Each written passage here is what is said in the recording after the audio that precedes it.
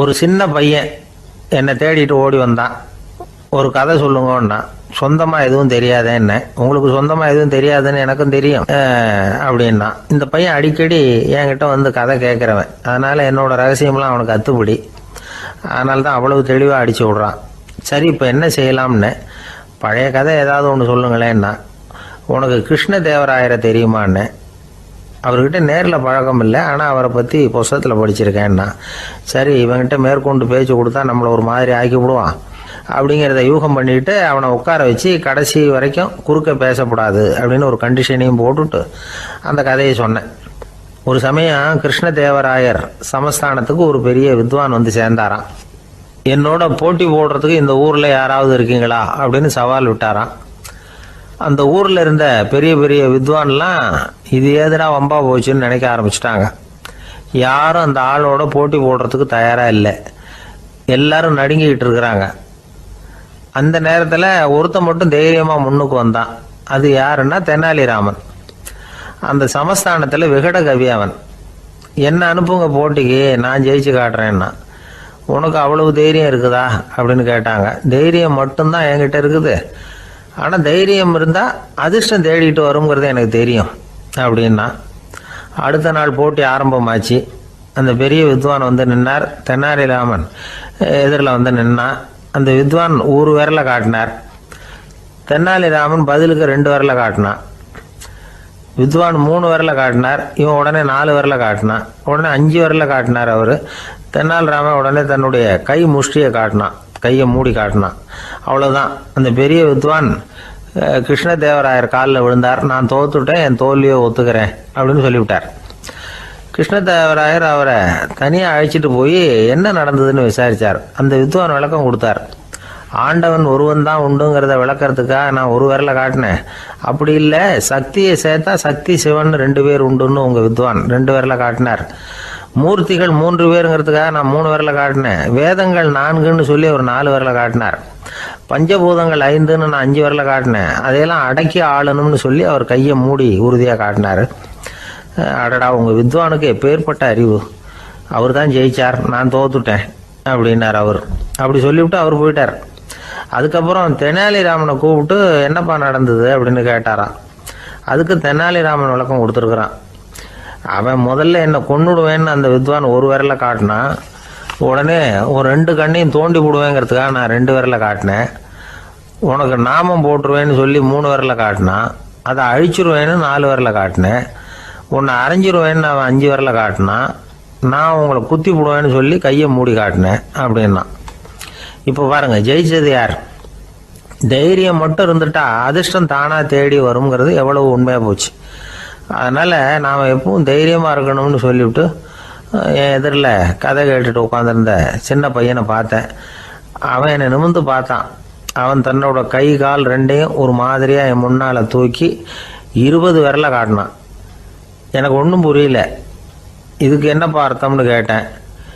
இதே கதையை இதுக்கு முன்னாடி என்கிட்ட 20 தடவை நீங்கள் சொல்லியிருக்கீங்கன்னு அர்த்தம் அப்படின்னா. ஒருத்தர் வேகமாக நடந்து போகிறார். கடத்தெருவில் ஒரு ஸ்வீட்டு கடையை பார்க்குறார். உடனே சடன் பிரேக் போட்டது மாதிரி நிற்கிறார். ஒரு ஸ்வீட் வாங்கி சாப்பிட்லாமேன்னு மனசு சொல்லுது. டாக்டர் வேணாம்னு சொல்லியிருக்கிறார், உடம்புக்கு ஒத்துக்காது, அதனால் அது வேணாம்னு சொல்லுது அறிவு. இவர் மனசு சொல்கிறத கேட்கல, அறிவு சொல்கிறபடி கேட்குறார். அதனால் மறுபடியும் வேகமாக அங்கேருந்து நடந்து போயிடுறார். அவர் நல்ல மனுஷன். மனுஷனுக்கு அறிவும் இருக்குது, உணர்ச்சியும் இருக்குது. எதுக்கு எடுத்தாலும் உணர்ச்சி வசப்பட்டுக்கிட்டு இருக்கக்கூடாது, அறிவு வசத்தில் நாம் இருக்கணும். அப்போ தான் நாம் நல்லபடியாக வாழ முடியும். இல்லைன்னா அவஸ்தை தான். மகாபாரதத்தில் சந்தனுன்னு சொல்லி ஒரு அரசன் வர்றான். அவன் ஒரு சமயம் அறிவு வசப்படாமல் உணர்ச்சி வசப்படுறான். அதாவது ஒரு நாள் கங்கை கரையில் ஒரு அழகான பொண்ணை பார்க்குறான். இவனுடைய மனசு அவகிட்ட போயிடுது. அவளை வந்து கல்யாணம் பண்ணிக்கிறதுக்கு ஆசைப்படுறான். அந்த பொண்ணு சரின்னு சம்மதிக்கிறா. ஆனால் ஒரு நிபந்தனை போடுறா. அந்த நிபந்தனைக்கு சம்மதம்னு சொன்னாதான் உன்னை கல்யாணம் பண்ணிக்குவேன்னு சொல்கிறா. சரி, அவள் போட்ட நிபந்தனை என்ன தெரியுமா?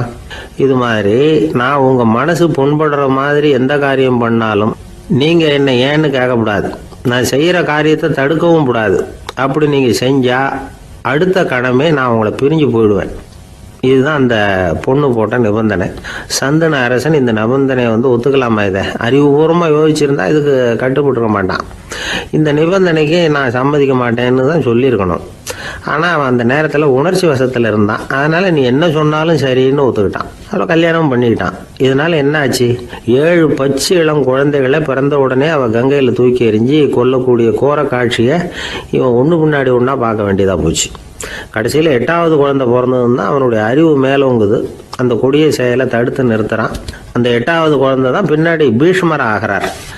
ஒரு பக்தி பிரசங்கத்தில் ஒரு பேச்சாளர் இந்த விஷயத்தை சொல்லிவிட்டு இன்னொரு விஷயமும் சொன்னார். அது என்னன்னா, சந்துனு மன்னன் அறிவுக்கும் உணர்ச்சிக்கும் நடுவில் அகப்பட்டு தவிச்சதுனால அவன் வம்சத்தில் வந்த கௌரவர்கள் உணர்ச்சி வசப்பட்டாங்க, பாண்டவர்கள் அறிவு வசப்பட்டாங்க அப்படின்னு சொன்னார்.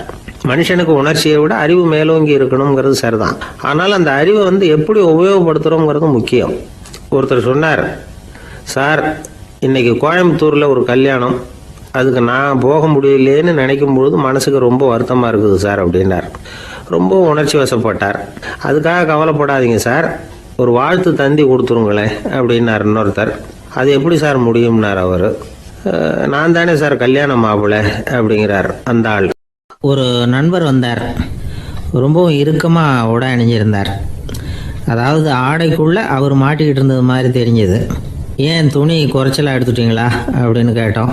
இல்லைங்க, எனக்கு எப்போவுமே இறுக்கமாக உடை அணிகிறது தான் பிடிக்கும் அப்படின்னார். ஒருத்தர் எப்படி உடை அணிகிறார் அப்படிங்கிறத வச்சு அந்த ஆள் எப்படிப்பட்டவர் அப்படிங்கிறத கண்டுபிடிச்சிடலாம். உடை அணிகிற விதம் ஒருத்தருடைய மனநிலையை வெளிப்படுத்துதான். இப்போ இறுக்கமான உடை அணிகிறவங்க பொதுவாக மன நிம்மதி இல்லாதவங்களாக இருப்பாங்களாம், கோபக்காரங்களாக இருப்பாங்களாம். ரொம்ப தொலைதொலைப்பாக ஆடை அணிகிறவங்க இருக்கிறாங்கல்ல, அவங்கெல்லாம் அமைதியான ஆளாக இருப்பாங்களாம், சாந்தமாக இருப்பாங்களாம். இவங்கெல்லாம் போராடுறதுக்கு சரியாக வரமாட்டாங்களாம். இப்படி ஒரு கணிப்பு இருக்குது. அதனால தான் போர் வீரர்களுக்கெல்லாம் இறுக்கமான உடையை தான் கொடுக்கறது வழக்கம். ஆனால் சன்னியாசிகளை பாருங்கள், அவங்களுக்கெல்லாம் ரொம்ப தொலை உடைகள் தான். அவங்கெல்லாம் டைட் பேண்ட் போட்டுக்கிட்டு நிற்க மாட்டாங்க சன்னியாசிகள்லாம். அதே மாதிரி சன்னியாசிகள்லாம் காவி உடைய தேர்ந்தெடுக்கிறதுக்கும் காரணம் உண்டு. பல ஆண்டுகள் சோதனை செஞ்சு பார்த்துட்டு தான் சன்னியாசத்துக்கு காவி தான் சரி அப்படின்னு முடிவு பண்ணியிருக்கிறாங்க. இப்போ பௌதீக விஞ்ஞானப்படியும் அதுதான் சரி. அதாவது சூரிய ஒளியில் 7 வண்ணங்கள் உண்டு. ஒரு பொருள் மேலே அது விழும்பொழுது அந்த பொருள் நமக்கு சிவப்பாக தெரிஞ்சதுன்னா அந்த பொருள் சிவப்பை தவிர மற்ற எல்லா நிற கதிர்களையும் உள்வாங்கிக்கிட்டு சிவப்பு நிறத்தை மட்டும் வெளியில் விடுது. அதாவது விலக்கி விடுது. அதனால தான் அந்த பொருள் சிவப்பாக தெரியுது. உடல் ஆரோக்கியத்துக்கு ஓரளவு சிவப்பு தேவைப்படுது. அதனால தான் காவி உடை அணிஞ்சால் சூரிய ஒளி ஓரளவு சிவப்பை விலக்கிவிடும். அதாவது சிவப்பின் பலனும் கிடைக்கும், இந்த சிவப்பின் கெடுதலும் இல்லை அப்படின்னு யோசனை பண்ணாங்க. காவி உதய வேளையின் நிறம். கீழ் வானத்தில் கதிர் உதிக்கிற வேளையில் முதல் ஒளி தோன்றுகிற நேரத்தில் காவி நிறம் தான் கசியும். தியானம் செய்கிறப்போ முதல்ல காணக்கூடிய ஒளி காவி நிறம்தான். தியானத்தின் உச்ச நிலையின் நிறம் நீலம். தியானம் காவி நிறத்தில் ஆரம்பமாகி நீல நிறத்தில் நிறைவடைகிறது அப்படிங்கிறார் ஓஷோ. நீலம் தியான சிகரம், காவி தியான ஆரம்ப குறியீடு, ஒரு சன்னியாசியின் ஆரம்ப தரிசனம் அப்படிங்கிறார் அவர். ஒருத்தர் நாள் பூரா காவி உடைய அணிஞ்சிருந்தா அந்த நிறம் அவருக்கு தியானத்தை பற்றிய நினைவை ஊட்டிக்கிட்டே இருக்கும். இப்படியே ஆடைக்கும் தியானத்துக்கும் இடையில ஒரு தொடர் ஏற்படுது. ஒரு துறவியின் உள்ளார்ந்த பண்பாக அது மாறுது. கடை வீதியில் ஒரு பொருள் வாங்க போகிறோம், அது மறந்துடக்கூடாதுங்கிறதுக்காக ஞாபகம் முடிச்சு போட்டுக்கிறோம். அந்த முடிச்சுக்கும் பொருளுக்கும் தொடர்பு இல்லை. ஆனால் கடை வீதிக்கு போன உடனே அந்த முடிச்சு அந்த பொருளை ஞாபகப்படுத்துது. அதாவது அந்த முடிச்சு ஒரு தொடர்பு அம்சமாக அமையுது. அது மாதிரி தான் காவி உடையும். ஒரு துறவி நடக்கும் பொழுது, சாப்பிடும் பொழுது, குளிக்கும் பொழுது அவருடைய காவி உடை அவருக்கு ஞாபகப்படுத்திக்கிட்டே இருக்கும். அது ஒரு நிலைப்படுத்தப்பட்ட நினைவாக ஞாபகம் முடிச்சாக மாறிடுது. காவி ஆடை இல்லைன்னா ஒருத்தரால் துறவியாக முடியாதுன்னு அர்த்தம் இல்லை. அதே நேரத்தில் காவி ஆடையால் ஒன்றும் பிரயோஜனம் இல்லை, அதில் ஒன்றும் அர்த்தம் இல்லை அப்படின்னு சொல்லிட முடியாது. இதுதான் உண்மை.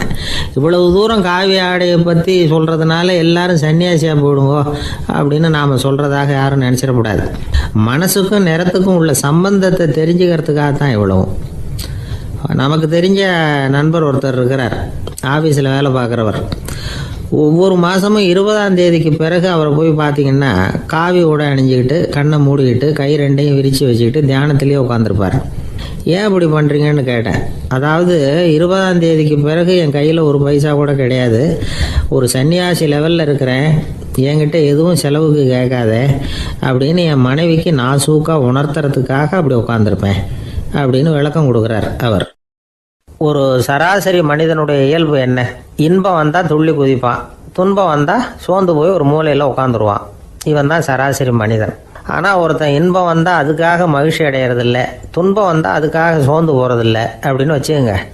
அப்படி இருந்தால் அவன் சாதாரண ஆள் கிடையாது. ஒரு ஊரில் ஒரு ஞானி இருந்தார். அவரை தேடிட்டு ஒரு பெரியவர் வந்தார். ஐயா, ஞானத்தில் சிறந்த ஞானம் எது அப்படின்னு கேட்டாராம். இதுக்கு அந்த ஞானி என்ன பதில் சொன்னார் தெரியுமா? இன்பத்தினால மகிழ்ச்சி அடையாமலும் துன்பத்தினால சோர்வு அடையாமலும் இருக்கிறது தான் அந்த ஞானம், பெரிய ஞானம் அப்படின்னாராம். சரி சுவாமி, அப்படிப்பட்ட ஞானம் உங்களுக்கு எப்படி வந்ததுன்னு கேட்டிருக்காரு இவர். அதை நான் ஒரு கழுதைகிட்ட இருந்து கற்றுக்கிட்டேன் அப்படின்னாராம் அவர். இவருக்கு ஒன்றும் புரியல, ஒரு மாதிரியாக முழிச்சிருக்கிறார். இதை அவர் புரிஞ்சுக்கிட்டார். நீங்கள் நாளைக்கு காலையில் நம்முடைய ஆசிரமத்துக்கு வாங்க, புரிய வைக்கிறேன்னாராம். சரின்னு அவர் போயிட்டார். மறுநாள் காலையில் ஆசிரமத்துக்கு வந்து சேர்ந்தார். ஞானி அவரை கூப்பிட்டு உட்கார வச்சார். வாங்க, வந்து இப்படி உட்காருங்க, கொஞ்ச நேரத்தில் இந்த வழியாக ஒரு கழுதை போகும், அதை கவனித்து பாருங்கன்னாராம். இவருக்கு இன்னமும் ஒன்றும் புரியாமல் போச்சு, ஒரே குழப்பம். இருந்தாலும் அந்த ஞானி சொன்னது மாதிரியே உட்காந்துருக்கிறார். கொஞ்ச நேரத்தில் இந்த வழியாக ஒரு கழுதை போச்சு. அது முதுக நிறைய அழுக்கு மூட்டைகள், அதை சுமந்துக்கிட்டு போகுது. ஒரு செலவு தொழிலாளி அதை ஓட்டிகிட்டு போகிறார். கொஞ்சம் தூரத்தில் ஒரு ஆறு இருக்குது, அங்கே போய் துணியெல்லாம் சுத்தப்படுத்திக்கிட்டு சாயந்தரமாக திரும்பி இந்த வழியாக வருவாங்க. ஞானி சொன்னது மாதிரியே இந்த பெரியவர் அழுக்கு மூட்டையை சுமந்துக்கிட்டு போகிற அந்த கழுதையை கவனித்தார். கழுதை போயிட்டுது. அதுக்கப்புறம் ஞானியை திரும்பி பார்த்தார். இப்போ அந்த ஞானி சொன்னார், சாயந்தரம் வரைக்கும் நீங்கள் இங்கேயே இருக்கணும்னார்.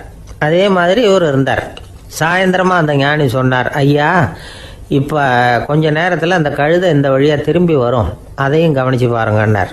இவரும் கவனித்து பார்க்குறார். கழுதை வந்தது. அது முதுகில் சலவை செய்யப்பட்ட துணி மூட்டை, அது பாட்டுக்கு சுமந்துக்கிட்டு போய்கிட்டு இருக்குது.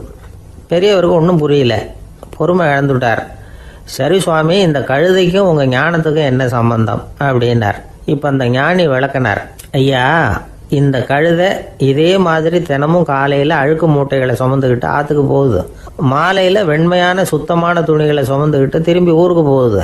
காலையில் இது போகும் பொழுது முதுகில் அழுக்கு மூட்டைகளை சுமந்துக்கிட்டு போகிறோமேங்கிற வருத்தமும் அதுக்கு கிடையாது. சாயந்தரம் திரும்பி வரும்பொழுது சுத்தமான துணிகளை சுமந்துக்கிட்டு வர்றோமேங்கிற மகிழ்ச்சியும் அதுக்கு இல்லை. இதை பார்த்து தான் நானும் அது மாதிரி ஞானத்தை கற்றுக்கிட்டேன் அப்படின்னாராம். அதனால் யார் கற்றுக் கொடுக்குறாங்க அப்படிங்கிறத விட எதை கற்றுக்கிறோம் அப்படிங்கிறது தான் முக்கியம். ஒரு சினிமா பார்க்குறோம், ஒரு அருவி கொட்டுறது மாதிரி காட்சி வருது, தண்ணீர் வழியுது. படம் முடிஞ்சதும் பார்த்தீங்கன்னா அந்த திரை என்ன நனைஞ்சு போயாருக்கும். ஒரு தீப்பிடிச்சு எரியிற காட்சியே சினிமாவில் பார்க்குறீங்க, காட்சி முடிஞ்சதும் அந்த வெண் திரையே கருகி போயாருக்கும்.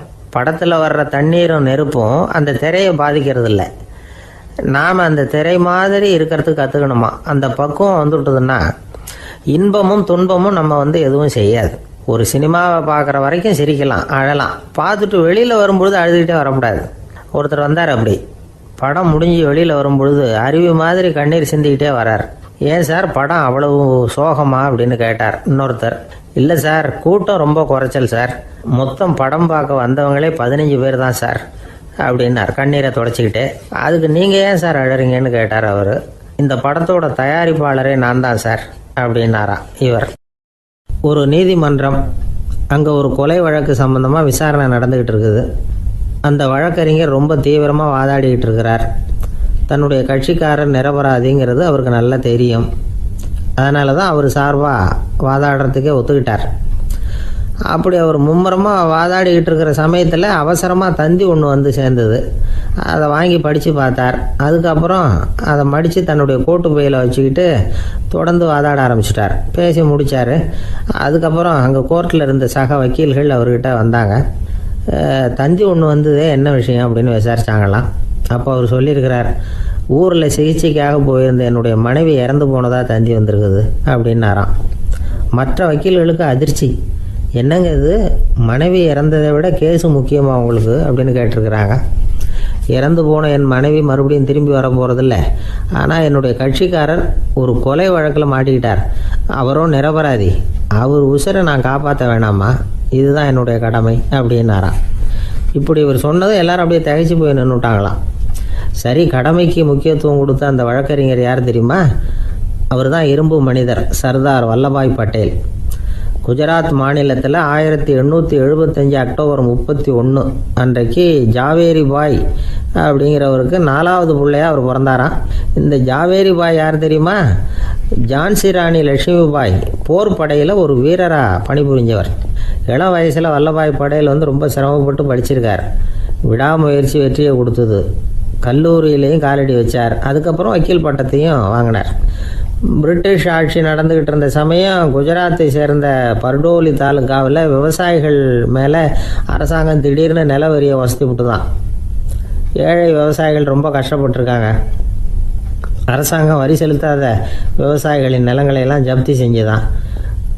அரசாங்கத்தை எதிர்க்கிறவங்களையெல்லாம் கைது பண்ணி சிறையில் அடைச்சிட்டாங்களாம். சில பேர் வீடு வாசல் ஆடு மாட்டையெல்லாம் விற்று கூட வரி கட்ட வேண்டிய நிலைமைக்கு ஆளாயிட்டாங்க. வழக்கறிஞர் வல்லபாய் பட்டேல் நில வரியை உடனே ரத்து பண்ணணும் அப்படின்னு பம்பாய் கவர்னருக்கு ஒரு கடிதம் எழுதினார். எந்த பலனும் இல்லை. உடனே எல்லா விவசாயிகளையும் அணி திரட்டினார். அதுக்கு தானே தலைமை தாங்கினார். சத்தியாகிரகம் நடத்தினார். அந்த பகுதியில் எந்த வேலையும் நடக்கலை. வேறு வழி இல்லை. ஆட்சியாளர்கள் உடனே வரியை ரத்து பண்ணாங்க. சிறையில் இருந்தவங்களெல்லாம் வெளில விட்டாங்க. 1928 ஆகஸ்ட் 6 சர்க்காருக்கும் விவசாயிகளுக்கும் இடையில் ஒரு உடன்பாடு ஏற்பட்டது. அதுக்கப்புறம் தான் நிலைமை சரியாக போச்சான். வல்லபாய் பட்டேலின் பொது சேவையை பாராட்டின பொதுமக்கள் அவருக்கு சர்தார் அப்படிங்கிற பட்டத்தை கொடுத்தாங்களாம். சர்தார்னா தலைவர் அல்லது தளபதின்னு அர்த்தம். இரும்பு மனிதர்னு இவருக்கு பேர். இருந்தாலும் நகைச்சுவை உணர்வும் இவருக்கு நிறைய உண்டு. ஒரு தடவை ஒரு பத்திரிகை நிருபர் வந்திருக்கார். சர்தார் பட்டேல்கிட்ட அவருக்கு பிடிச்ச பண்பாடு கலாச்சாரம் எது அப்படின்னு கேட்கணும்னு ஆசை.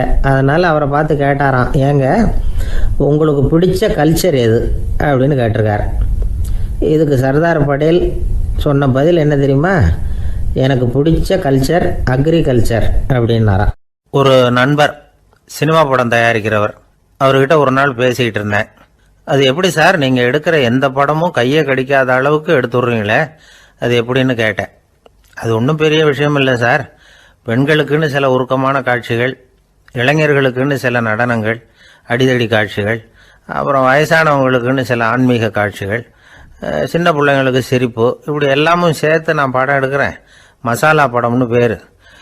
இது ரொம்ப பெருசாக இல்லைன்னாலும் ஓரளவுக்கு சுமாராக ஓடிடும், கையை கடிக்காது அப்படின்னார். இது ஒரு உத்தி. சில பத்திரிகை ஆசிரியர்களும் இந்த உத்தியை கையாளுறது உண்டு. இந்த உத்திக்கு பார்னம் உத்தி அப்படின்னு பேர். பார்னம் எஃபெக்ட் அப்படின்னு சொல்லுவாங்க. அதாவது ஃபீனியஸ் டி பார்னம் அப்படின்னு ஒருத்தர் அமெரிக்காவில் இருந்தாராம். அதாவது 19ஆம் நூற்றாண்டில் அமெரிக்காவில் கொடிகட்டி பறந்த ஒரு சர்க்கஸ் நிறுவனத்தின் அதிபர் அவர். இந்த உலகத்தில் ஒவ்வொரு நிமிஷமும் ஒரு ஏமாளி பறந்துக்கிட்டே இருக்கிறான் அப்படிங்கிறது அவருடைய சித்தாந்தம். ஒவ்வொருத்தரையும் திருப்திப்படுத்துகிற அளவுக்கு அம்சங்களை கொஞ்சம் கொஞ்சமாக கலந்து கேளிக்கை நிகழ்ச்சிகளை நடத்தினது தான் அவருடைய மகத்தான வெற்றிக்கு காரணம். அதனால் அந்த உத்தியை யார் கடைப்பிடிச்சாலும் சரி, அதுக்கு பார்னம் உத்தி அப்படின்னு பேர் வந்துட்டுது. ஜோசியம் சொல்கிறவங்களுக்கும் இந்த உத்தி தான் கை கொடுக்குது. ஒரு விஷயத்த ஒருத்தருடைய கோள் நிலைகள் அல்லது கையெழுத்து நிரூபிக்கிறதாக அவர்கிட்ட சொன்னால் அதை அவர் நம்பிவிடுவார். ஆனால் அந்த விஷயம் நல்லதாக இருக்கணும், நேர்மையானதாக இருக்கணும், அதாவது பாசிட்டிவாக இருக்கணும். 8ஆம் இடத்துல குரு, 9ஆம் இடத்துல சனி, நீங்கள் ஒரு பெரிய மேதை தான் அப்படின்னு சொல்லுவாங்க. கேட்குறவங்களுக்கு அதை மறுக்கிறதுக்கு மனசு வராது. அப்படி சொல்லும் பொழுது கூடவே என்ன கொஞ்சம் முன்கோபம் அதிகமாக இருக்கும், இருந்தாலும் அது உடனே மறைஞ்சிரும் அப்படின்னு சில அற்ப விஷயங்களையும் சொன்னாலும் அதையும் சரிதான்னு சொல்லி ஒத்துக்குவாங்க. ஆளுமையை எடை போடுகிற ஒரு நிறுவப்பட்ட உத்தியின் மூலமாக தன்னுடைய குணாதிசயங்கள் கண்டுபிடிக்கப்பட்டதாக அவர் நம்புறது தான் இதுக்கு காரணம். இந்த மாதம் பணத்தட்டுப்பாடு கொஞ்சம் இருக்கும், உடம்புல ஏதாவது கொஞ்சம் அசௌகரியம் இருக்கும், வீட்டுக்குள்ளே லேசாக மனஸ்தாபம் வரலாம், இது மாதிரி பொதுப்படையாக சிலதை சொன்னாலே போதும், மக்களை நம்ப வச்சுடலாம். இதெல்லாம் நமக்கு மட்டும்தான் ஏற்படுது அப்படின்னு சொல்லி அவங்க நினைக்கிறது தான் காரணம். இதுதான் பார்னம் உத்திங்கிறது. மனிதர்கள் பாராட்டுகளை விரும்புகிறதும் விமர்சனங்களை வெறுக்கிறதும் பார்னம் உத்தியின் அடுத்த கூறு. அதனால் ஒருத்தருக்கு ஜோசியம் சொன்னாலும் சரி, அவருடைய ஆளுமையை மதிப்பிடுறதாக இருந்தாலும் சரி, அவரை புகழற மாதிரி இருந்தாலும் சரி, அப்படி இருந்தால் தான் அது சரியாக இருக்கும். சாதகமான விஷயங்களை அதிகமாகவும் பாதகமான விஷயங்களை நாசூக்காகவும் சொன்னால் மக்கள் அதை நம்பிடுவாங்க. ஒருத்தரை கருமின்னு சொன்னால் ஏற்றுக்க மாட்டார். அதையே கொஞ்சம் மாற்றி நீங்கள் கொஞ்சம் சிக்கனமான ஆசாமி அப்படின்னு சொன்னால் நீங்கள் சொல்கிறது சரிதான் சார் அப்படிம்பார். நீங்கள் பெரிய செலவாளி தான், இருந்தாலும் நல்ல விஷயங்களுக்கு தான் செலவழிப்பீங்க அப்படின்னு சொல்லணும். இப்படி இந்த வாரணம் உத்தியை கடைபிடிச்சி இன்னைக்கு வெற்றிகரமாக காலம் தள்ளுறவங்க நிறைய பேர் இருக்கிறாங்க. இந்த உலகத்தில் ஒவ்வொரு நிமிஷமும் ஒரு ஏமாளி பறந்துக்கிட்டே இருக்கிறான் அப்படிங்கிறது தான் ஃபீனியஸ் பார்னம் அவர்களுடைய நம்பிக்கை. அதை விட அடுத்தவங்களை ஏமாளியாக நினைக்கிற மனுஷர்கள் தான் இன்னைக்கு உலகத்தில் ரொம்ப அதிகம். ஒருத்தர் தன்னுடைய மேலதிகாரிகிட்ட போய், ஐயா ஒரு நாள் லீவு வேணும், என் தங்கச்சிக்கு கல்யாணம் அப்படின்னார். அவர் பார்த்தார், ஒரு 10 நிமிஷம் வெளியில் இருங்கன்னார். 10 நிமிஷம் கழித்து கூப்பிட்டார், இதை பாருங்க, நீங்கள் சொல்கிறது பொய். இப்போ உங்கள் தங்கச்சிக்கு ஃபோன் பண்ணேன், அவங்க தனக்கு 2 வருஷத்துக்கு முன்னாடியே கல்யாணம் ஆகிட்டதாக சொல்கிறாங்க அப்படின்னார். உடனே இவர் சொன்னார், சார் இப்போ நீங்கள் சொல்கிறதும் பொய்யா தான் இருக்கணும், ஏன்னா நிஜமாக எனக்கு ஒரு தங்கச்சியே கிடையாது அப்படின்னார். சில பேர் ஆளை பார்த்தா 60 வயசு மாதிரி தோணும், உண்மையான வயசு என்னன்னு பார்த்தா 40 அல்லது 45 சில பேரை பார்க்கறதுக்கு 45 மாதிரி தெரியும், உண்மையிலேயே 65 தாண்டி இருப்பாங்க. ஒரு மனிதனுக்கு 2 வகையான வயது உண்டுங்கிறார் ஓஷோ. அதாவது உடம்புக்குன்னு ஒரு வயசு, மனசுக்குன்னு ஒரு வயசு. முதல் உலக மகாயுத்தம் நடந்தது இல்லையா, அது முடிஞ்சதுக்கு அப்புறம் முதல் தடவையா மனிதனின் மூளை வளர்ச்சியை பற்றி மனநல வைத்தியர்கள் ஒரு கணக்கெடுப்பு சோதனை நடத்தினாங்களாம். அது வரைக்கும் மனிதனுக்கு 2 வகையான வயது உண்டுன்னு யாரும் சிந்திச்சதே இல்லையா. அந்த உலக மகாயுத்தம் முடிஞ்சதுக்கு அப்புறம் மனிதனுடைய சராசரி மனதின் வயதை கணக்கிட்டு பார்க்கும் பொழுது அவங்களுக்கெல்லாம் ரொம்ப அதிர்ச்சியாக இருந்துதான். ஏன்னா அது ரொம்ப பின்தங்கிய நிலையில் இருந்திருக்கு, வளர்ச்சி அடையாத நிலையில் இருந்திருக்கு. அவங்க கண்டுபிடிச்ச பிரகாரம் அப்போ மனசோட சராசரி வயசு என்ன தெரியுமா, 14. அப்படின்னா பார்த்துங்க, உடல் ரீதியாக ஒருத்தரோட வயசு 70 கூட இருக்கலாம், ஆனால் மனசோட வயசு 14 தான். இதுக்கு நேர்மாறாக அமைஞ்சு போச்சுன்னு வச்சுங்க.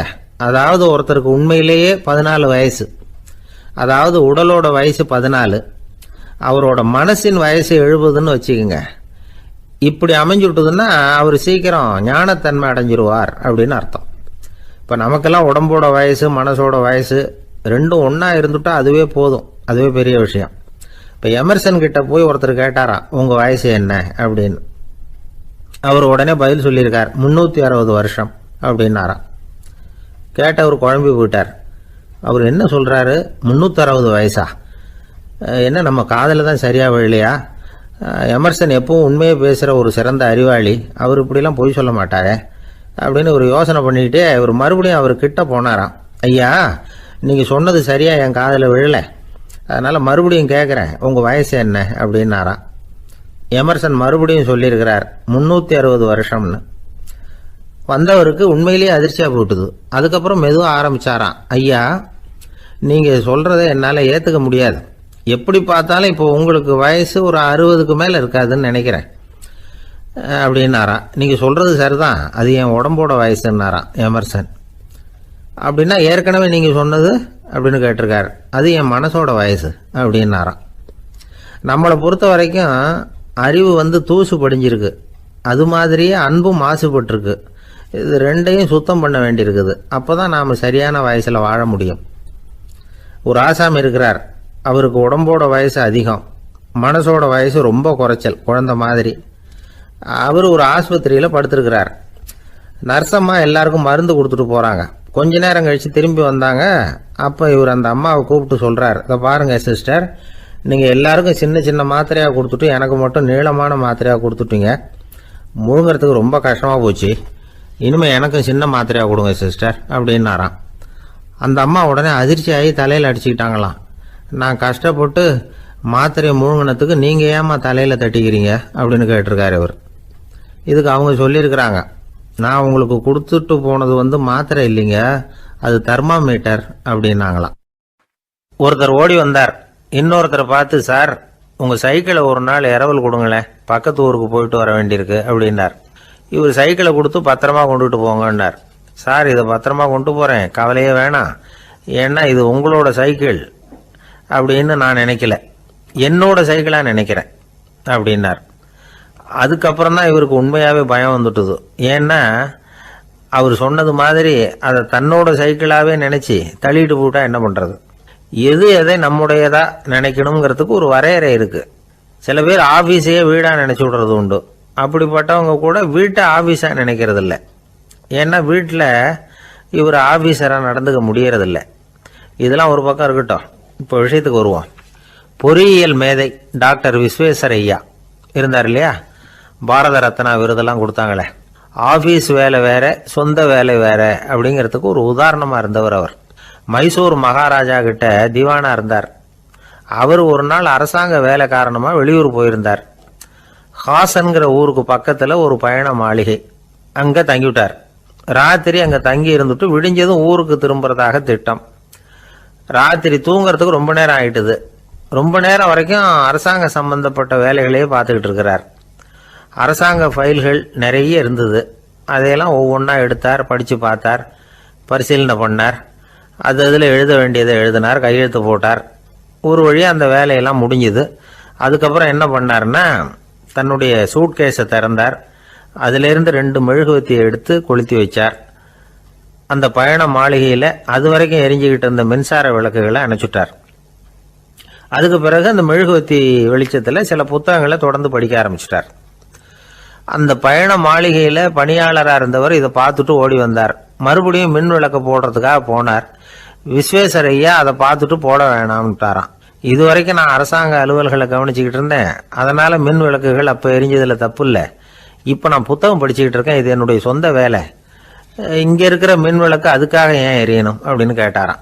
இப்போ இருக்கிற சில அரசு பணியாளர்கள்கிட்ட இந்த சம்பவத்தை பேச்சோட பேச்சா சொல்லி பார்த்தேன்.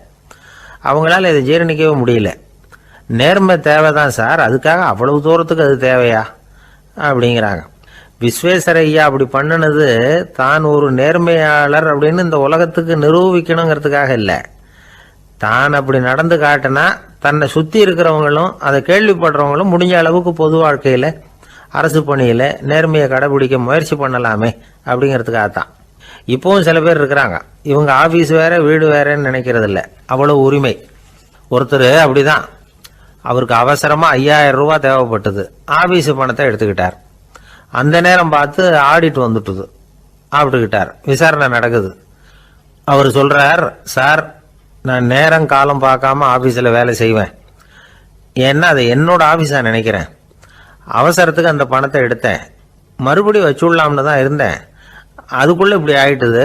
நீங்கள் என்ன நினச்சாலும் சரி, நான் ஆஃபீஸ் வேற வீடு வேற அப்படின்னு நினைக்கிறது இல்லை, அது என்னோட சுபாவம் அப்படின்னார். விசாரணை பண்ணவர் தீர்ப்பு வழங்கினார். உங்கள் சுபாவத்துக்கு மதிப்பு கொடுத்து நானும் தீர்ப்பு வழங்குறேன். நீங்கள் கொஞ்ச நாள் ஜெயிலில் இருந்துட்டு வாங்க, அது உங்களுக்கு கஷ்டமாக இருக்காதுன்னு நினைக்கிறேன். ஏன்னா அங்கே போனாலும் நீங்கள் உங்கள் சுபாவப்படி வீடு வேற ஜெயில் வேறன்னு நினைக்க மாட்டீங்க அப்படின்னாராம். ஒரு நண்பர் யாருக்கோ ஃபோன் பண்ணிட்டு இருந்தார். அவர் பேசி முடிச்சதும் நான் அவரை பார்த்து, இப்போ ஃபோன் பண்ணீங்களே அந்த ஃபோன் நம்பர் என்ன அப்படின்னு கேட்டேன்.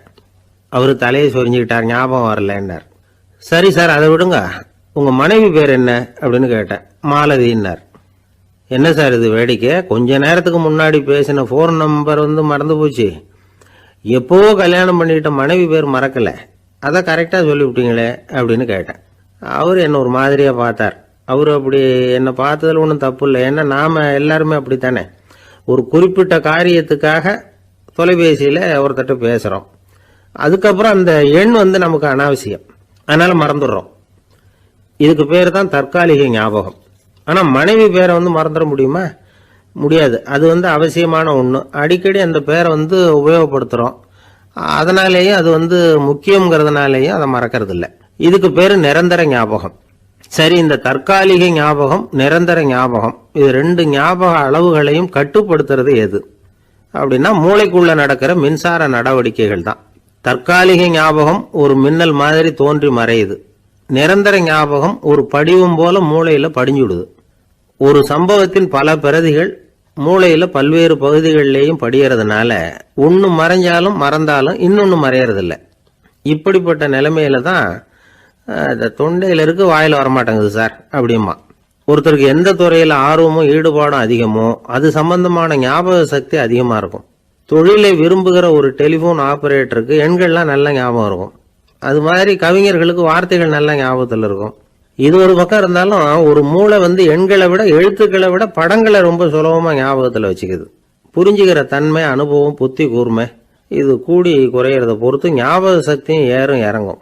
இப்போ உதாரணத்துக்கு ஒரு பையனுக்கு படித்தது எதுவும் ஞாபகத்தில் இல்லைன்னா அவன் அதை சரியா புரிஞ்சுக்கலன்னு அர்த்தம். இந்த மறதிங்கிறது எந்த சமயத்தில் ஒரு பிரச்சனை ஆகுது தெரியுமா? உங்களுக்கு வேண்டியப்பட்ட ஒருத்தரை ஞாயிற்றுக்கிழமை சாயந்தரம் சரியா 5 மணிக்கு கடற்கரைக்கு வர சொல்லிவிட்டு அந்த நேரத்தை மறந்துட்டா அது பரவாயில்ல, வர சொன்னதையே மறந்துட்டாதான் நிலைமை மோசம்னு அர்த்தம். இப்படி இருந்தா இது சிகிச்சை எடுத்துக்க வேண்டிய நிலைமைங்கிறத புரிஞ்சுக்கணும். ஆமா, இதுக்கும் மருந்து இருக்கு. ஆனா மூளை குறிப்பிட்ட அளவுக்கும் கீழே இயங்குறப்போவோ இன்னொன்னு சொல்லுவாங்க, இந்த நியூரோ டிரான்ஸ்மிட்டர் அப்படின்னு சொல்லுவாங்க. அப்படிங்கிற மூளை ரசாயனம் ரொம்பவும் குறைஞ்சி போறப்போ மட்டும்தான் உபயோகப்படும். டாக்டர் என்ன சொல்றாங்க தெரியுமா? மூளையை பொறுத்த வரைக்கும் அதுல ஞாபக சக்தி அதிகமா உள்ள மூளை, மறதி உள்ள மூளை அப்படின்னு ஒன்றும் கிடையாது அப்படிங்கிறாங்க. நினைவு வச்சுக்கிறதுக்கு பயிற்சி அளிக்கப்பட்ட மூளை, பயிற்சியற்ற மூளை அப்படின்னு வேணும்னா சொல்லலாம் அப்படின்னு சொல்றாங்க. அதனால நம்ம ஞாபக சக்திங்கிறது நம்ம கிட்ட இருக்கிற பயிற்சி, முயற்சி இதை பொறுத்து தான் அமையும். ஒருத்தர் ஒரு பென்சிலை எங்கேயோ வச்சுக்கிட்டு தேடிக்கிட்டு இருந்தார். அப்புறம் என்னமோ தீவிரமா யோசனை பண்ணி அதை ஞாபகப்படுத்தி பார்த்துக்கிட்டு இருந்தாராம். எதிரில் உட்கார்ந்துருந்தவர் சொன்னார், பென்சிலை தானே தேடிட்டு இருக்கீங்க, அது உங்க வலது காதில் இருக்குது சார் அப்படின்னாராம் அவரு. இதுக்கு அவரு சொல்லியிருக்காரு, பென்சிலை வலது காதில் தான் வச்சிருக்கேங்கிறது எனக்கு நல்லா ஞாபகம் இருக்கு, ஆனா எது வலது காதுங்கிறது தான் மறந்து போச்சு அப்படின்னாராம். அவர் அதை தான் யோசிச்சுட்டு இருந்திருக்கிறார். ஒருத்தர் ரொம்ப கவலையோட உட்காந்துருந்தார். எதை பத்தி சார் கவலைப்படுறீங்கன்னு கேட்டோம். எதிர்காலத்தை பத்தி கவலைப்படுறேன்னார். ஏன்னு கேட்டோம். என்ன பண்றதுன்னே தெரியல சார், எதிர்காலம் ஒரே இருட்டா இருக்கு, பாதையே புரியலன்னார். இன்னைக்கு நம்ம இளைஞர்கள் பல பேருக்கு எதிர்காலம் இருட்டா தான் தெரியுது. அவங்கெல்லாம் இந்த கதையை கொஞ்சம் கேட்கணும். ஒரு மலை அடிவாரத்தில் ஒரு சின்ன கிராமம். அந்த மலை ரொம்ப உயரமானது. அடர்த்தியா செடி கொடிகள் மரங்கள் அதில் மண்டி கிடக்குது. பகல் வேளையில் இருட்டாக தான் இருக்கும், அவ்வளவு அடர்த்தி. அந்த மலை உச்சியில் ஒரு கோவில். முத நாள் ராத்திரியே புறப்பட்டாதான் காலையில் அந்த கோயிலுக்கு போய் சேர முடியும். கிராமத்து இளைஞன் ஒருத்தன் அந்த மலை உச்சிக்கு போக வேண்டியிருந்தது. கையில் ஒரு விளக்கை எடுத்துக்கிட்டு முத நாள் ராத்திரியே புறப்பட்டான். புறப்பட்டு போனவன் கிராமத்து எல்லையிலேயே நின்றுட்டான். ஏன் தெரியுமா? அவன் கையில் இருந்த விளக்கோட வெளிச்சம் 10 அடி தூரத்துக்கு தான் தெரியுது. அது வரைக்கும் தான் பாதை தெளிவாக இருக்குது. அதுக்கு அப்பால எல்லாம் ஒரே இருட்டாக இருக்குது, பாதை புரியல. இவன் யோசனை பண்ணி பார்த்தான். மனசுக்குள்ள ஒரு சந்தேகம். 10 அடி தூரம் தானே வெளிச்சம் தெரியுது, அப்படின்னா நாம் 10 அடி தூரம் தானே போக முடியும். அதுக்கு அந்தாண்ட ஒரே இருட்டாக இருக்குது, அதில் எப்படி நாம் நடந்து போகிறது? நாம் ரொம்ப தூரம் நடந்து போய் ஆகணுமே. அப்படிப்பட்ட நினப்பெல்லாம் அவனுக்கு வந்துட்டுது. இதுதான் அவன் மனசில் ஏற்பட்ட தயக்கம். இப்படி யோசிச்சுக்கிட்டே அந்த இளம் ஆசாமி புறப்பட்ட இடத்துலயே நின்றுகிட்டு இருக்கிறான். அந்த சமயத்தில் ஒரு வயசான பெரியவர் அந்த பக்கமாக வந்தார். அவர் கையில் இதை விட சின்னதாக ஒரு விளக்கு வச்சிருந்தார். அது எப்படின்னா அது ஒரு 5 அடி தூரத்துக்கு தான் வெளிச்சம் காட்டுது. அவ்வளவு சின்ன விளக்கு. அவரும் மலை உச்சிக்கு போகிறதுக்காக தான் வந்துகிட்டு இருக்கிறார். அவரை பார்த்து இவன் கேட்டான், என்ன பெரியவரே, இவ்வளவு சின்ன விளக்க வச்சுக்கிட்டு அவ்வளவு தூரத்துக்கு எப்படி மலையேற போறீங்க அப்படின்னு கேட்டான். நீ ஏன் இப்படி தயங்கிட்டே நிக்கிறேன்னு கேட்டார் பெரியவர். என்கிட்ட இருக்கிற விளக்கு 10 அடி தூரத்துக்கு தான் பாதையை காட்டுதுன்னா. இப்ப பெரியவர் சொன்னார், தம்பி, உன் கையில் இருக்கிற விளக்கு கொடுக்குற வெளிச்சத்தை வச்சு நீ முதல்ல 10 அடி தூரம் முன்னாடி போ. 10வது அடியில போய் நின்றுக்கிட்டு பாரு, மறுபடியும் ஒரு 10 அடி தூரத்துக்கு பாதை தெரியும். இப்படி உன் கையில் இருக்கிற விளக்கு தொடர்ந்து வெளிச்சம் காட்டிக்கிட்டே இருக்கும். நீ முன்னேற முன்னேற அந்த வெளிச்சமும் முன்னேறும். அதனால எத்தனை கிலோமீட்டர் தூரம் வேணும்னாலும் நீ இந்த 10 அடி தூரம் வெளிச்சத்தை வச்சுக்கிட்டே நீ போயிடலாம், புறப்படு அப்படின்னார். இப்போதான் அந்த பெரியவர் சொன்னது இளைஞனுக்கு பளிச்சுன்னு புரிஞ்சுதான். உடனே உற்சாகமாக புறப்பட்டான், உச்சிக்கு போய் சேர்ந்தான்.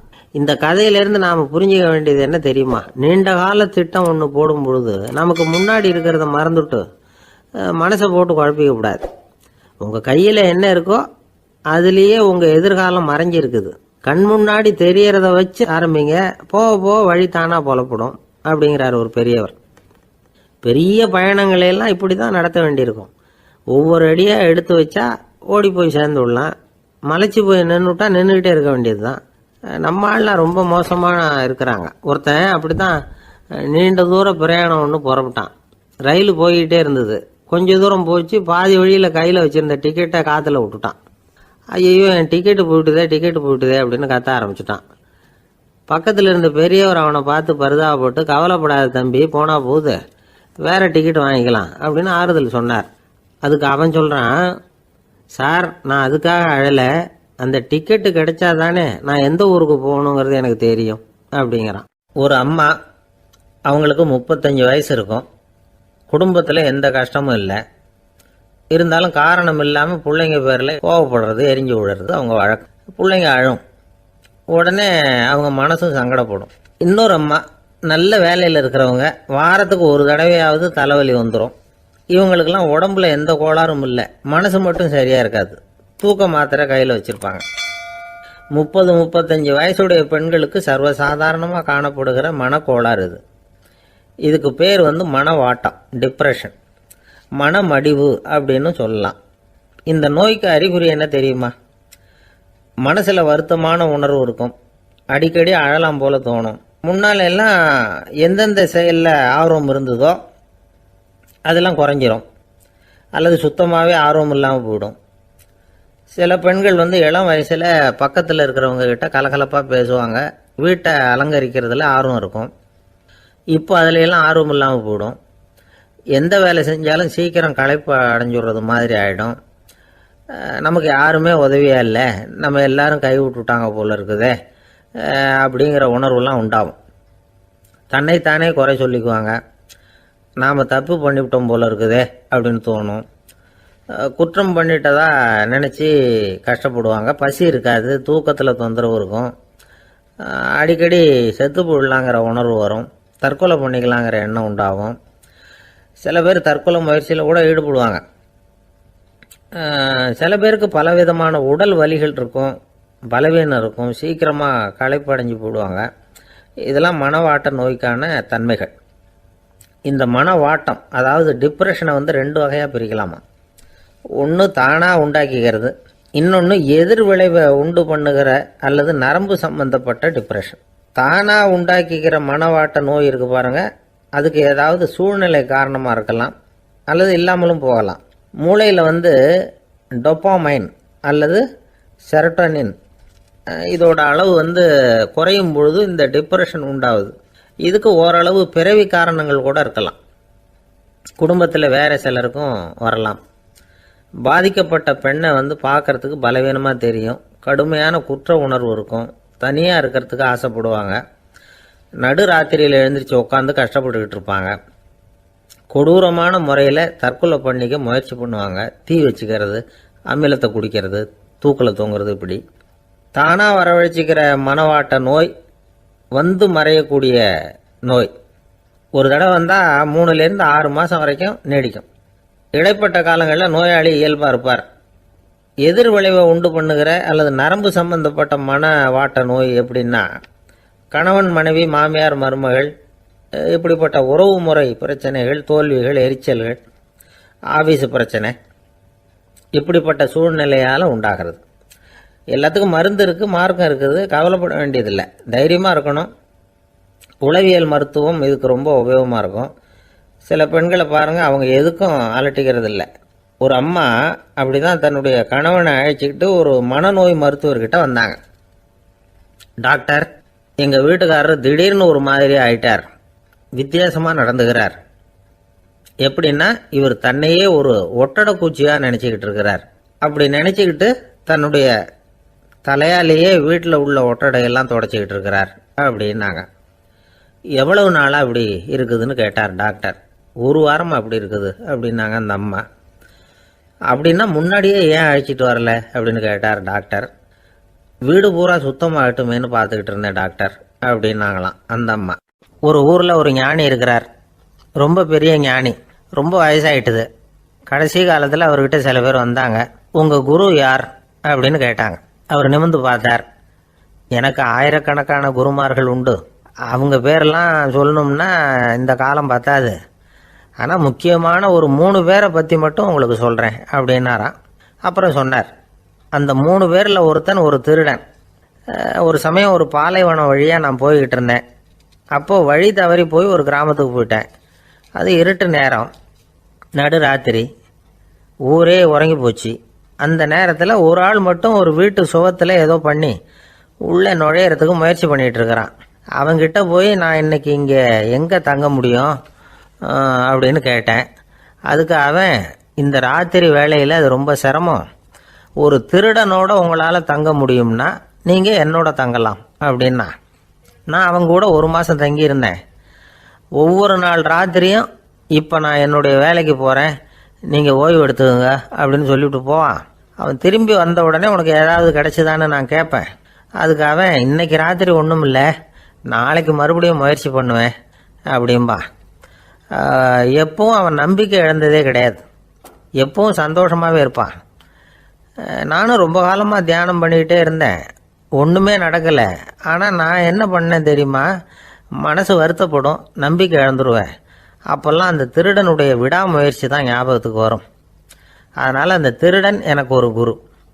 என்னுடைய 2வது குரு யாருன்னா அது ஒரு நாய்.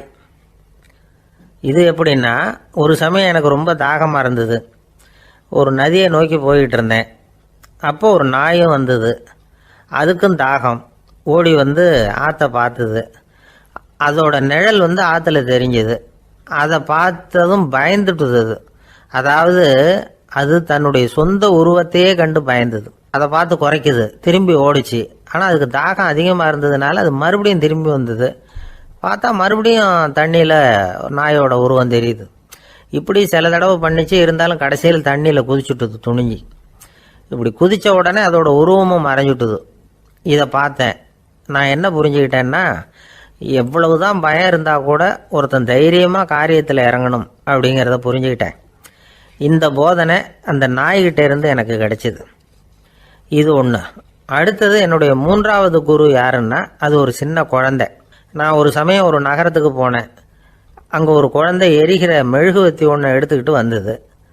நான் அந்த குழந்தைய பார்த்து வேடிக்கையாக கேட்டேன், ஏன் பாப்பா இந்த மெழுகுவத்தியை நீயாவே கொளுத்துனியா அப்படின்னு கேட்டேன். ஆமான்னுது அந்த குழந்தை. சரி, இந்த மெழுகுவத்தி முன்னாடி எரியாமல் இருந்தது, இப்போ எரியுது.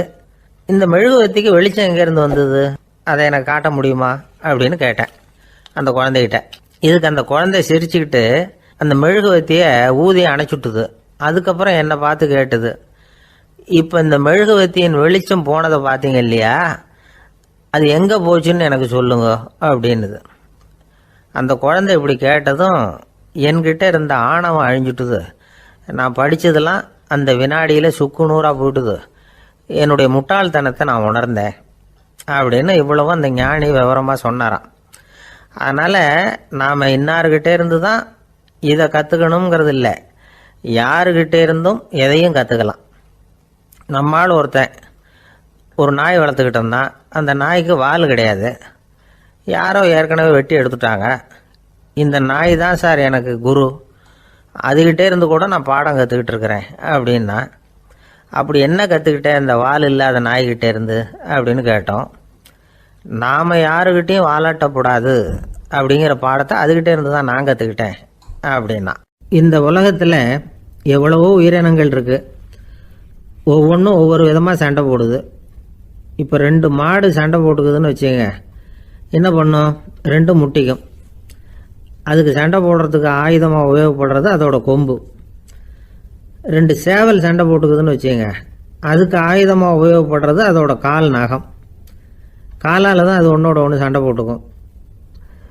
ஆனால் 2 மனுஷன் சண்டை போட்டுக்கிறான்னு வச்சுங்க, இவன் இன்னதை தான் ஆயுதமாக உபயோகப்படுத்துவான்னு குறிப்பிட்டு சொல்ல முடியாது. கல்லை எடுப்பான், கத்தி எடுப்பான், துப்பாக்கி எடுப்பான், என்ன வேணாலும் பண்ணுவான். வாயால் திட்டுவான், கையால் அடிப்பான், காலால் உதைப்பான், சகலகலா வல்லவன். விலங்குகள்லாம் பொதுவாக வாயை சாப்பிட்றதுக்கு மட்டும்தான் உபயோகப்படுத்துது. ஆனால் இவனுக்கு சாப்பிட்றதுக்கும் அதுதான், சாப்பிட்டு விட்டு திட்டுறதுக்கும் அதுதான். ஆனால் ஒரு விஷயத்தில் மட்டும் கெட்டிக்கிறேன்.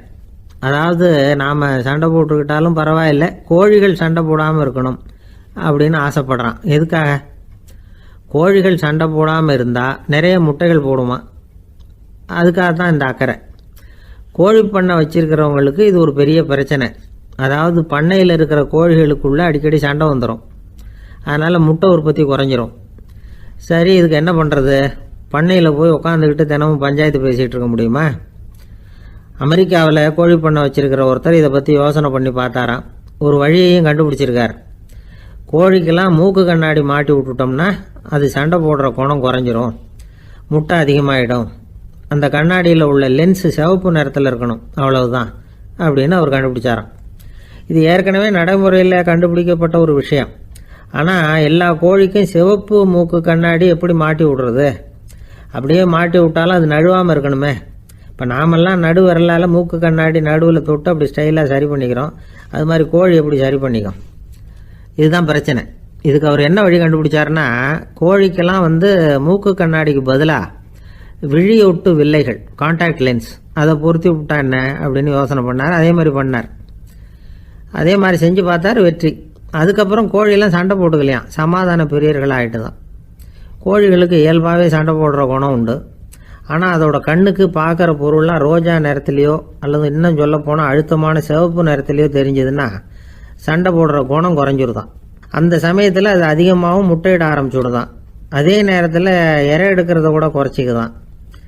இது ஏன் இப்படி பண்ணுதுங்கிறது விஞ்ஞானிகளுக்கு இன்னமும் புரியலையா. எப்படியோ அமெரிக்க கோழிகள்லாம் கான்டாக்ட் லென்ஸ் பொருத்திக்க ஆரம்பித்தாச்சு. கோழி கழுத்தை பிடிச்சிக்கிட்டு ஒரு சில வினாடிகளில் அதை பொருத்தி விட்றாங்களாம். கோழியோட ஆயுள் பூரா அது அப்படியே இருக்குமா. பண்ணையில் முட்டை உற்பத்தி குறைஞ்சா இது மாதிரி விஞ்ஞானபூர்வமாக பரிகாரம் தேடுறது தான் நல்லது. நமக்கு வேண்டியப்பட்ட ஒருத்தர், அவர் ஒரு கோழி பண்ணை வச்சுருந்தார். அந்த பண்ணையில் பாதி கோழி திடீர்னு செத்து போச்சு. உடனே ஒரு கால்நடை மருத்துவர்கிட்ட போக வேண்டியது தானே. அங்கே போகல. உள்ளூரில் மந்திரம் பண்ணிகிட்டு இருந்த ஒரு சாமியார்கிட்ட போனார். அவர் காலில் விழுந்தார். சாமி, என் பண்ணையில் பாதி கோழி செத்து போட்டுதுன்னார். சாமியார் யோசனை பண்ணார். சரி, பண்ணையில் வாசப்படி கிழக்கு பக்கமாக வச்சுருக்கியா மேற்கு பக்கமாக வச்சுருக்கியான்னு கேட்டார். கிழக்கு பக்கமாக இருக்குன்னார் அவர். அதுதான் தப்பு, மேற்கு பக்கமாக அதை மாற்று சரியாக போடும்னாராம். அதே போல் இவர் போய் மாற்றிவிட்டார். அப்பவும் பாதி செத்து போச்சு. மறுபடியும் சொன்னார், சாமி மறுபடியும் பாதி கோழி செத்து போட்டுதேன்னார். சரி, கூரை எப்படி போட்டிருக்க? ஓடு போட்டிருக்கியா இல்லை கீத்து போட்டிருக்கியான்னார். ஓடு போட்டிருக்கேன்னாராம் அவர். அதுதான் தப்பு, கீத்து போட்டுரும் சரியாக போடும்னாராம். சரின்னு போய் அதையும் மாற்றி பார்த்தார். மறுபடியும் போயிட்டுது, கோழி செத்து போச்சு. வந்தார். மறுபடியும் பாதி செத்து போச்சு சாமின்னு வந்தார். இவரும் யோசனையை மாற்றி மாற்றி சொல்லிகிட்டே இருக்கிறார். இப்படி அவரும் மாற்றி மாற்றி பார்த்தார். 6வது தடவையாக அவரை தேடிட்டு வந்தார். அந்த சமயத்தில் இவர் ரொம்ப தீவிரமாக யோசனை பண்ணி பார்த்துட்டு, அது சரிப்பா, நீயும் என்கிட்ட சளைக்காமல் வந்துக்கிட்டு இருக்கிற, நானும் யோசனை சொல்லிகிட்டு இருக்கேன். இப்போவும் உங்ககிட்ட சொல்கிறதுக்கு என்கிட்ட யோசனை நிறையா இருக்குது. ஆனால் சோதிக்கிறதுக்கு உங்ககிட்ட கோழி இல்லையே, என்ன பண்ணுறது அப்படின்னாராம் இவர். ஒரு ஊரில் ஒரு பெரிய ஞானி இருந்தார். அவர் படுக்கையில் இருந்தார். இன்னும் கொஞ்ச நேரம்தான் அவர் இந்த உலகத்தில் இருக்க போகிறார். அவரை சுற்றி ஏகப்பட்ட கூட்டம். ஏற்கனவே அவருடைய உபதேசங்களை கேட்டவங்க பல பேர் அவரை சுற்றி நிற்கிறாங்க. அந்த ஞானி மெதுவாக கண்ணை திறந்து பார்க்குறார். எல்லாரும் அவருடைய கடைசி வார்த்தையை கேட்கறதுக்காக அவளோட காத்துக்கிட்டு இருக்கிறாங்க. அந்த ஞானி மெதுவாக பேச ஆரம்பித்தார். நான் என்னுடைய வாழ்நாள் பூராவும் உங்களுக்கு நிறைய போதனைகள் சொல்லிக்கிட்டு இருக்கிறேன். பேரானந்தம், மகிழ்ச்சி, தியானத்தன்மை, இதை பற்றியெல்லாம் சொல்லியிருக்கிறேன். இப்போ நான் வேற ஒரு கரைக்கு போய்கிட்டு இருக்கிறேன். நான் இனிமேல் இந்த கரையில் இருக்க மாட்டேன். நீங்கள் நான் சொன்னதையெல்லாம் கேட்டீங்க, ஆனால் எதையும் நீங்கள் நடைமுறைப்படுத்தி பார்க்கல. எல்லாம் கேட்டதோடு சரி, அதோடு விட்டுவிட்டீங்க. அப்புறம் அதை தள்ளி போட்டுக்கிட்டே வந்துட்டீங்க. மேலும் அதை தள்ளி போடுறதுல எந்த பிரயோஜனமும் கிடையாது. இப்போ நான் போய்கிட்டு இருக்கிறேன். உங்களில் யாராவது என்னோட வர்றதுக்கு தயாரா அப்படின்னு கேட்டார். அவ்வளவுதான். யாரும் வாயை திறக்கலை. ஒரே மௌனம், சத்தமே இல்லை. ஒருத்தர் பார்த்துக்கிட்டே நிற்கிறாங்க. அந்த கூட்டத்தில் ஒரு ஆள் அந்த ஞானி கூடவே 40 வருஷத்துக்கு மேலே இருந்திருக்கிறான். அவனும் வாயை திறக்காமல் இன்னொருத்தன் முகத்தை பார்த்துக்கிட்டே நிற்கிறான். இந்த சமயத்தில் பின்னாடி நின்றுக்கிட்டு இருந்த ஒருத்தன் கையை தூக்கினான். ஞானி அவனை பார்த்தார். சரி, ஒருத்தனுக்காவது நம்மோட வர்றதுக்கு தைரியம் இருக்குது அப்படின்னு நினச்சார். ஆனால் அந்த ஆள் என்ன சொன்னான் தெரியுமா? ஐயா, நீங்கள் கேட்குறப்போ நான் உடனே எழுந்திருக்கல, கையை மட்டும்தான் தூக்கினேன். என்ன காரணம்னா, நான் எப்படி அடுத்த கரைக்கு சேர்றதுங்கிறது தெரிஞ்சுக்கிறதுக்காக தான். அந்த விவரத்தை மட்டும் இப்போ உங்ககிட்ட இருந்து நான் தெரிஞ்சுக்க ஆசைப்படுறேன். ஏன்னா இப்போ நான் உங்கள் கூட வர்றதுக்கு தயாராக இல்லை. எவ்வளவோ காரியங்களை நான் இன்னும் இங்கே முடிக்க வேண்டியிருக்குது. வீட்டுக்கு ஒரு விருந்தினர் வந்திருக்கிறார். என்னுடைய இளைய மகனுக்கு கல்யாணம் பண்ணி வைக்கணும். அதனால் இன்றைக்கி உங்கள் கூட வர முடியாது. அது மட்டும் இல்லை, இப்போ உங்கள் கூட அடுத்த கரைக்கு வந்தால் திரும்பி வர முடியாதுன்னு வேறு சொல்கிறீங்க. அதனால் இப்போ நான் வரல. இன்னொரு நாள் நிச்சயமாக நான் வர்றேங்க, உங்களை சந்திக்கிறேன். அதனால் இப்போ நீங்கள் இன்னொரு தடவை எங்களுக்கு விளக்கமாக சொல்லணும். ஏற்கனவே பல தடவை சொல்லியிருக்கிறீங்க. தயவு பண்ணி இப்போ ஒரு தடவை சொன்னீங்கன்னா சௌகரியமாக இருக்கும். அந்த அடுத்த கரையை அடையிறது எப்படி, இப்போ ஒரு தடவை அதை விளக்கமாக சொல்லிட்டீங்கன்னா நல்லா ஞாபகப்படுத்திக்குவேன். அது சரியான சமயம் வர்றப்போ இது எனக்கு உதவியாக இருக்கும் அப்படின்னு நானா. ஆனால் உண்மை என்ன தெரியுமா, அந்த சரியான சமயம் வரவே இல்லை அப்படிங்கிறது தான் உண்மை. இப்படி அந்த கதை முடியும். இந்த கதை அந்த ஒரு ஆளுக்கு மட்டும் இல்லை, கிட்டத்தட்ட எல்லாருக்குமே அது பொருந்தும் அப்படிங்கிறாங்க விவரம் தெரிஞ்சவங்க. எல்லாருமே அந்த சரியான தருணத்துக்காக தான் காத்துக்கிட்டு இருக்கிறாங்களாம். அதுக்காக ஜோசியம் பார்க்குறாங்க, கைரேகை பார்க்குறாங்க, நாளைக்கு என்ன நடக்குங்கிற ஆவலில் எல்லாரும் காத்துக்கிட்டு இருக்கிறாங்க. ஆனால் அந்த ஒரு நாள் ஒருபோதும் வரப்போகிறதில்ல. நீங்கள் தள்ளி போடுறதுக்காக பல அர்த்தமில்லாத காரணங்களை தேடுறீங்க அப்படிங்கிறார் ஒரு ஞானி. காத்திருக்கிறதுலேயே நம்ம காலம் ஓடி போயிடுது. ஏன்னா இன்னைக்கு நாம் சிந்திக்கிறது நாளைக்கு நாம் சிந்திக்கிறது இல்லை. ஒவ்வொரு நாளும் ஒவ்வொரு மாதிரி போயிடுது. நாளைக்கு மறுநாளை பற்றியே சிந்திக்கிறோம். இப்படியே அது பாட்டுக்கு போயிடும். கரையை தொட்டு பார்க்குறது எப்போ, இதுதான் கேள்வி. நமக்கு வேண்டியப்பட்ட ஒருத்தர் ஒரு ரயில்வே பிளாட்ஃபாரத்தில் நின்றுட்டு இருக்கிறார். அங்கே இருக்கிறவங்க கிட்ட கேட்குறாராம், விசாரிக்கிறார், ஏங்க கிழக்க போகிற ரயில் போயிட்டுதுங்களான்னாராம். போயிட்டுதுன்னு இருக்கிறாங்க.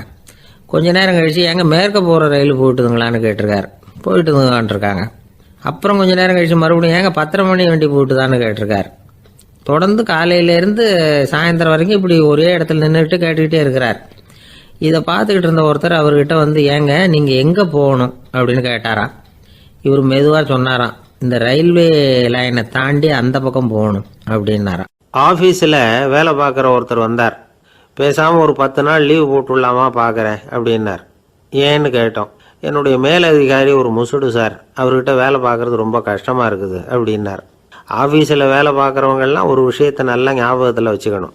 மேலதிகாரிங்கிறவர் ஒரு பெரிய மகான் இல்லை, அவரும் ஒரு மானிட பிறவி தான். சராசரி மனுஷனுக்குள்ள பலம் பலவீனம் ரெண்டும் அவருக்கும் உண்டு. அதனால் அவரை கொஞ்சம் அனுசரித்து போகிறதுக்கு பழகிறது தான் நல்லது. மேலதிகாரிகளில் பல வகை உண்டு. அதில் முக்கியமாக 3 வகை. அதில் ஒரு வகை எப்படி தெரியுமா, உங்களை ஒரு வேலை செய்கிற மெஷினாக மட்டுமே நினைக்கக்கூடிய வகை. இவங்கெல்லாம் எப்படின்னா, எங்கேயாவது வெளியூர் போயிருந்தா கூட அங்கேருந்து ஃபோன் பண்ணுவாங்க, அந்த வேலை என்னாச்சு, இந்த வேலை என்னாச்சு அப்படின்னு. இவங்களுக்கெல்லாம் உங்கள் நலனை பற்றியோ உங்கள் குடும்பத்தை பற்றியோ அக்கறை இருக்காது. நீங்கள் சொல்கிற யோசனை எதுவும் இவங்ககிட்ட எடுபடாது. கொடுத்த வேலையை பாரு, நீ எனக்கு புத்தி சொல்ல வேணாம் அப்படிம்பாங்க. இவங்களை அனுசரித்து போகிறதுக்கு ஒரே வழி, இவங்க எதை சொன்னாலும் சரின்னு சொல்லிவிட்டு வேலையை கவனிக்க வேண்டியது தான். இவங்ககிட்ட வேற எந்த கேள்வியும் கேட்டுக்கிட்டு இருக்கக்கூடாது. ஆமாம் சாமி போடுறது கௌரவ குறைச்சல் இல்லை, அது ஒரு அலுவலக சௌகரியம், அவ்வளவுதான். இன்னொரு வகையான மேலதிகாரிகள் எப்படி தெரியுமா, இவங்கெல்லாம் ஆஃபீஸ் வேலையை பற்றி அதிகமாக கவலைப்பட்டுக்கிட்டு இருக்க மாட்டாங்க. தங்களுடைய சொந்த இமேஜ் பாதிக்கப்படக்கூடாதுங்கிறதுலையே கவனமாக இருப்பாங்க. இவங்கெல்லாம் அடிக்கடி உங்கள் நலனை விசாரிப்பாங்க. அதே மாதிரி நீங்களும் அவரை விசாரிக்கணும்னு எதிர்பார்ப்பாங்க. இந்த ரக அதிகாரிகளுக்கெல்லாம் புது வருட வாழ்த்து அனுப்பலாம், பிறந்தநாள் வாழ்த்து அனுப்பலாம். அவருக்கு எங்கேயாவது ஒரு பாராட்டு விழா நடந்தால் முதல் வரிசையில் போய் உட்காந்து உங்கள் முகத்தை காட்டலாம். ஆஃபீஸ் வேலையை மட்டுமே பார்க்குற பணியாளர்கள் இது மாதிரி அதிகாரிகள்கிட்ட நல்ல பேர் வாங்க முடியாது. இன்னொரு வகையான மேலதிகாரிகள் உண்டு. அவங்க எப்படின்னா, ஆஃபீஸ் வேலையை பற்றியும் கவலைப்பட மாட்டாங்க, தனக்கு கீழே வேலை பார்க்குறவங்கள பற்றியும் கவலைப்பட மாட்டாங்க. எக்காரணம் கொண்டும் தன்னுடைய பொசிஷனுக்கு ஆபத்து வந்துடக்கூடாதுன்னே நினைக்கக்கூடியவங்க இவங்க. இவங்களால கடுமையான வேலை செய்யவும் முடியாது, தீர்மானிக்கவும் முடியாது. எந்த முடிவையும் எடுக்காமல் அப்படியே தள்ளி போட்டுக்கிட்டே போடுவாங்க எல்லாத்தையும். இதனால் என்ன ஆகும்னா, இவருக்கு கீழே வேலை பார்க்குற உங்களுக்கு பொறுப்பு அதிகமாகிடும். இவங்ககிட்ட போய் பிரச்சனையை மட்டும் சொல்லி பிரயோஜனம் இல்லை, அதுக்கான முடிவுகளை நீங்களே சொல்லணும். அப்போ தான் இது மாதிரி அதிகாரிகள்கிட்ட நல்ல பேர் வாங்கலாம். அட்லீஸ்ட் கெட்ட பேர் வாங்காமலாவது காலம் தள்ளலாம். ஆஃபீஸில் வேலை பார்க்குறவங்க முக்கியமாக சில விஷயங்களை ஞாபகத்தில் வச்சுக்கணும். ஆஃபீஸில் நடக்கிற நல்லது கெட்டது எதுவாக இருந்தாலும் உடனடியாக மேலதிகாரிகிட்ட தெரிவிக்கிறது நல்லது. 3வது மனிதர் மூலமாக அதை அவர் தெரிஞ்சுக்கிறது அவ்வளவு நல்லதில்லை. எந்த மேலதிகாரியுமே தான் இந்த சர்பாஸ் செய்யப்படுறத விரும்புறதில்லை. அதனால் அவருக்கு தெரியாமல் மேலிடத்துக்கு மணி எழுதி போடக்கூடாது. அப்படி எழுதி போடுறவங்க சில பேர் இருக்கிறாங்க. நீங்களும் உங்கள் மேலதிகாரியும் தொழில் ரீதியாக ஒரே படிப்பு படித்தவராக இருக்கலாம். அப்படி இருந்ததுன்னா அட்ஜஸ்ட் பண்ணி போகிறது கொஞ்சம் கஷ்டம்தான். இதை மனசில் வச்சுக்கிட்டு நடந்துக்கணும். உங்களுக்கும் அவருக்கும் அபிப்பிராய பேதமா, அது அவருக்கும் உங்களுக்கும் உள்ள தனிப்பட்ட பிரச்சனை. அதை விளம்பரப்படுத்திக்கிட்டு இருக்கக்கூடாது, அது அவருடைய கோபத்தை கிளறும். உங்கள் மேலதிகாரி உங்கள் கூட படித்தவராக இருக்கலாம், அதுக்காக அவரை எல்லாருக்கும் முன்னாடி அடைய கிச்சாமி எப்படா இருக்க அப்படின்லாம் கேட்டுக்கிட்டு இருக்கக்கூடாது. பொதுவாக யாரும் அதை விரும்புறதில்லை. இவ்வளவையும் உங்கள் மனசில் வச்சுக்கிட்டு கொஞ்சம் சாமர்த்தியமாக நடந்துக்கிட்டீங்கன்னா ஆஃபீஸ் வந்து உங்களுக்கு அவஸ்தையாக இருக்காது, ஆனந்தமாக இருக்கும்.